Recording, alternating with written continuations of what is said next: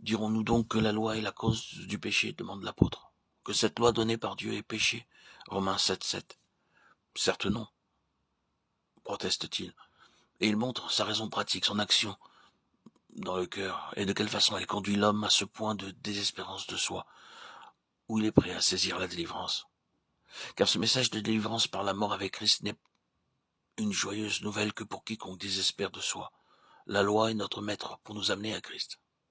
Et l'apôtre nous décrit la lutte poignante qui se livre en celui qui aime la volonté de Dieu, mais n'a pas encore trouvé la délivrance dans la mort du Christ.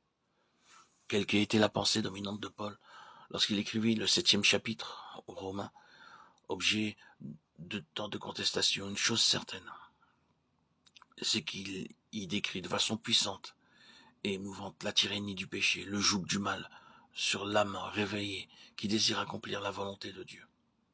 C'est la loi qui conduit l'âme à mourir à soi-même. Mourir, c'est cesser de combattre.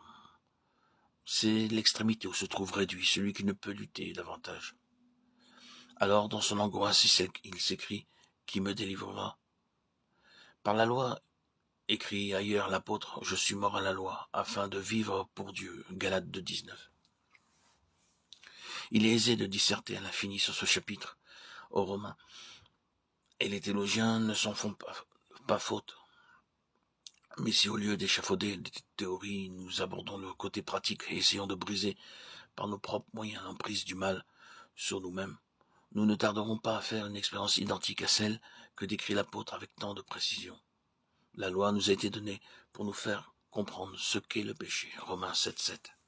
Je n'ai connu le péché que par la loi, écrit l'apôtre Paul au verset 7.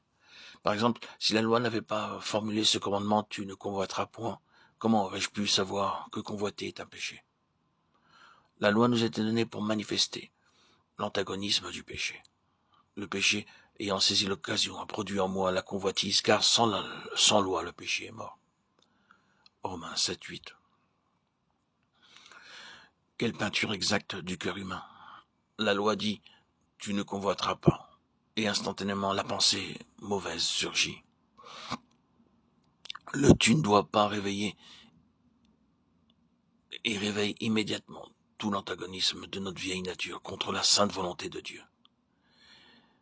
Car la pensée de la chair est inimitié contre Dieu. Romains 8,7. Si la loi n'intervient pas, le péché est mort. Il n'y a ni antagonisme, ni lutte. Chacun suit les désirs de son cœur et de ses pensées. Il n'y a point de combat.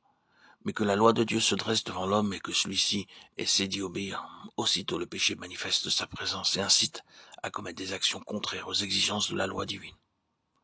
La loi est donc donnée pour manifester cet antagonisme intérieur qui sommeille en nous et s'élève contre la loi de Dieu.